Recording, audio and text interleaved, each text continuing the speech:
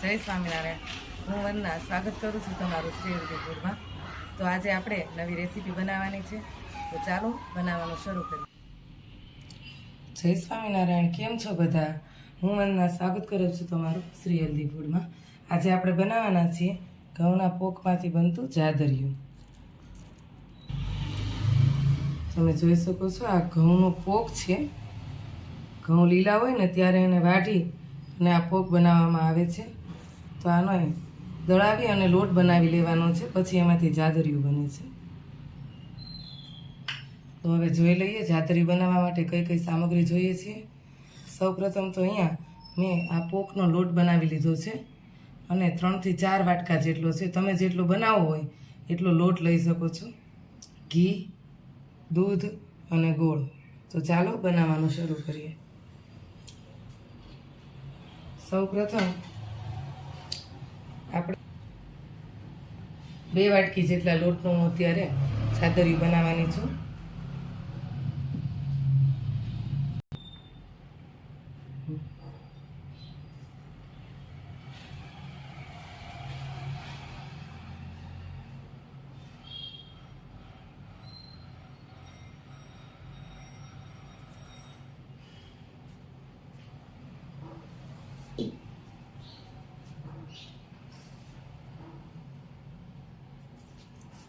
હવે આમાં દૂધ અને ઘીનું મોણ દઈ અને 10 થી 15 મિનિટ માટે આ લોટને ઢાંકી અને મૂકી દેવાનો છે.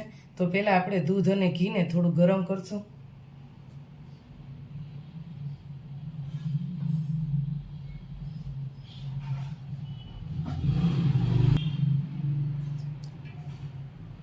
જેટલો તમારો લોટ હોય એ પ્રમાણે તમે દૂધ અને ઘી લઈ શકો છો.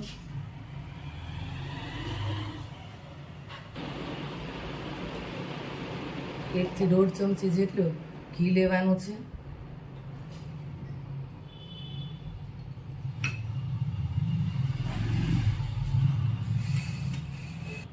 હવે આપણે ગેસ ઓન કરીશું.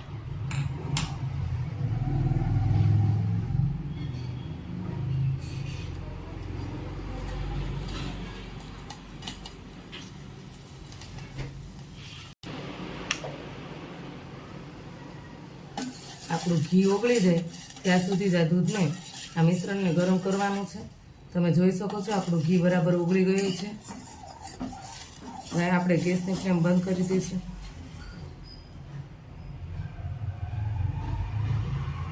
થોડું ઠરી જાય પછી આને આપણે લોટમાં એડ કરવાનું છે.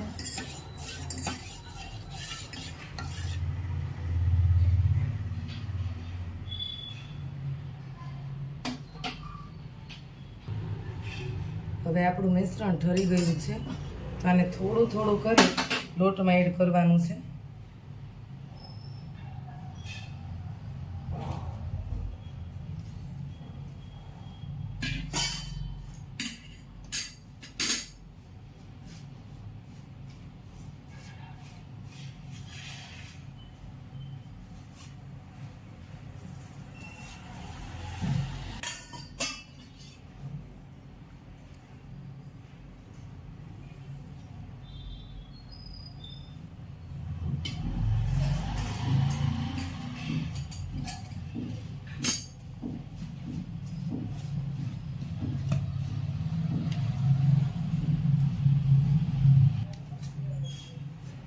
તમે જોઈ શકો છો આટલો ભીનો આપણો લોટ થાય એટલે આને આપણે આવી રીતે દબાવી દેવાનું છે.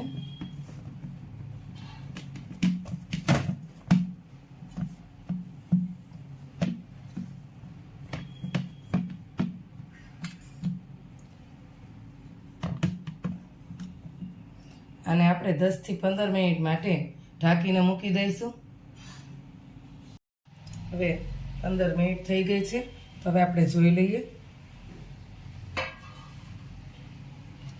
તમે જોઈ શકો છો આપણો લોટ હવે સરસથી થઈ ગયો છે.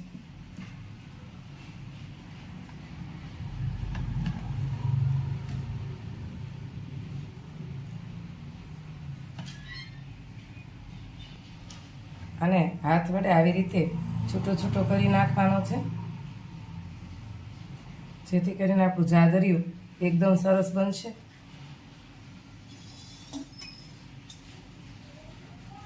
પેલા દાબો દેવાથી જાદરિયું એકદમ પોચું બને છે.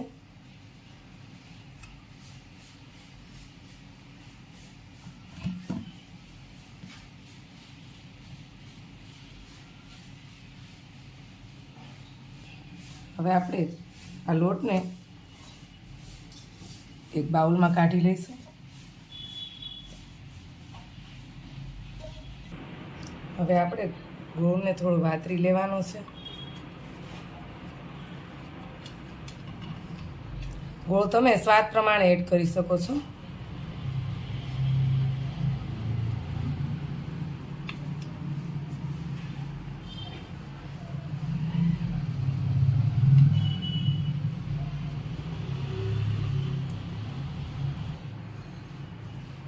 આપણે પહેલાં મોણ દીધું હતું ઘીનું, એટલે હવે ઘી આપણે જોઈતા પૂરતું એડ કરશું. હું અહીંયા 4 થી 5 ચમચી જેટલું ઘી નાખું છું.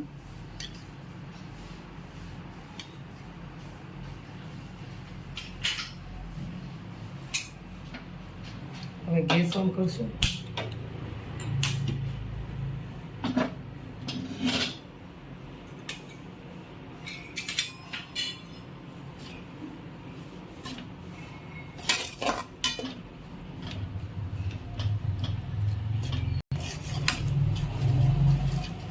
આપણે અહીંયા ગોળનો પાક નથી આવી જવા દેવાનો. ગોળ ઘીમાં ખાલી ઓગળી જાય બસ એટલી જ વાર રહેવા દેવાનું છે.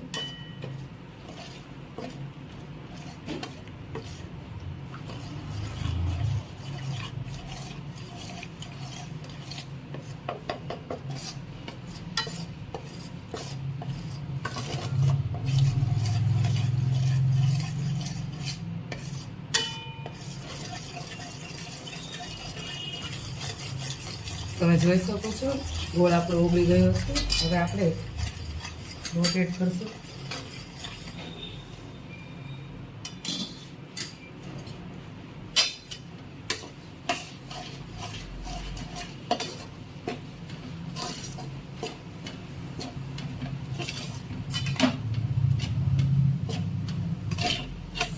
આપણું જાદરિયું બની ગયું છે. હવે આપણે આને નીચે ઉતારી લઈશું.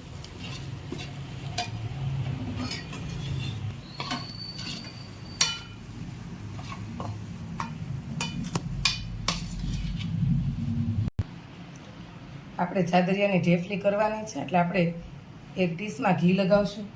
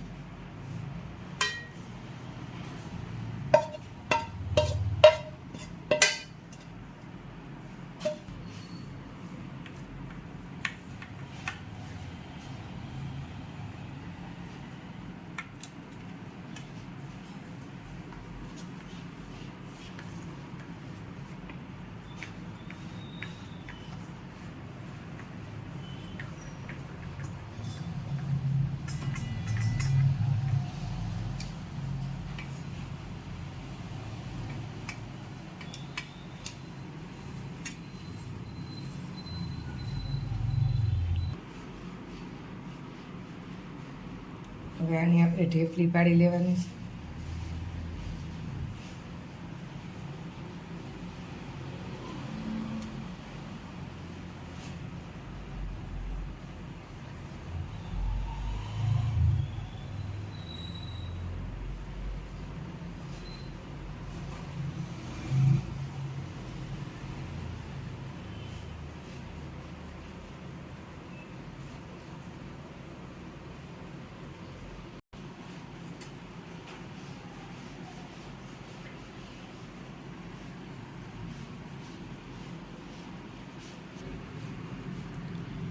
તમે જોઈ શકો છો આપણું જાદરિયું એકદમ બનીને તૈયાર છે. ચાલો આપણે ભગવાનને થાળ ધરાવી દઈએ. તો ભગવાન થાળ જમે ત્યાં સુધી મારી ચેનલ શ્રી હેલ્ધી ફૂડને લાઈક કરો, શેર કરો અને સબસ્ક્રાઈબ કરો. અને હા, બેલ આઇકન દબાવવાનું ભૂલતા નહીં. અને તમને જો મારી આ રેસીપી ગમી હોય તો મને કોમેન્ટમાં જરૂરથી લખીને મોકલજો. ફરી મળીએ નવા વિડીયો, નવી રેસીપી સાથે. જય સ્વામિનારાયણ.